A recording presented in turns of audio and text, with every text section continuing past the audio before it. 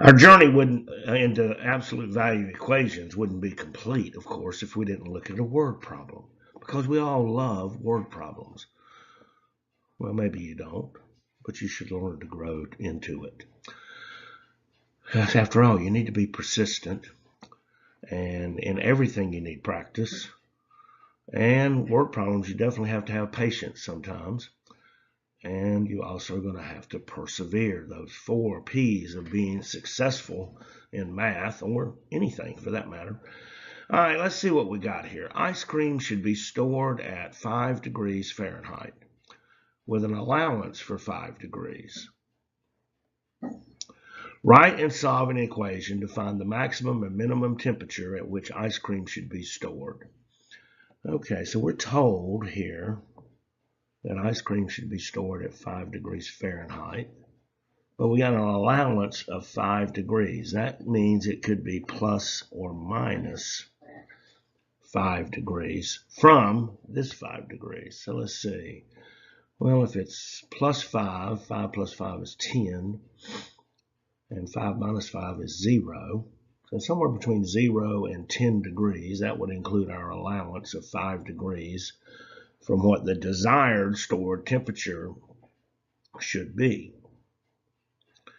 Write and solve an equation to find the maximum and minimum temperature at which ice cream should be stored. And this sets up perfectly for an absolute value equation, because if you remember, we've got to set up 2 cases. Well, let's see. Let's define a variable. Let's say that T equals temperature.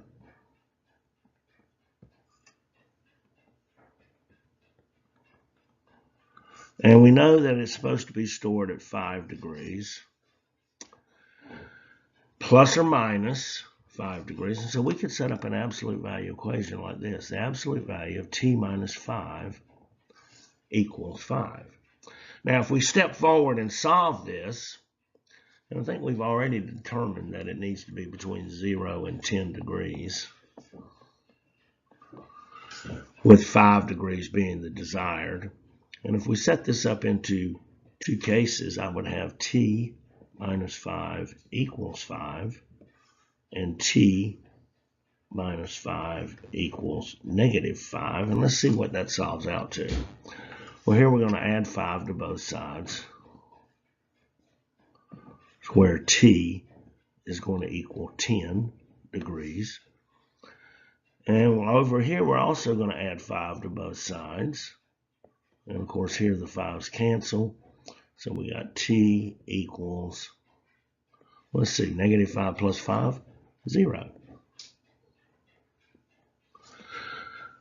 And that fits with what made common sense. So here's an example of how we could use an absolute value equation, or write an absolute value equation, if we're in the business of storing ice cream. You know, I like ice cream. What's your favorite flavor of ice cream? I'm going to tell you what mine is.